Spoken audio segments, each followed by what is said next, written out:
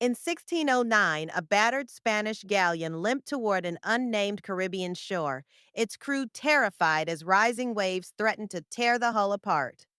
But a strange forest rose from the water like a barrier of roots and shadows, slowing the surf in a way the sailors had never seen. Was a forest really holding back the sea? They survived, and locals later explained that mangroves had protected their coast for centuries, even during monstrous storms. The galleon's logs recorded the marvel, and those pages still remind us how these tangled trees quietly guard the world's edges.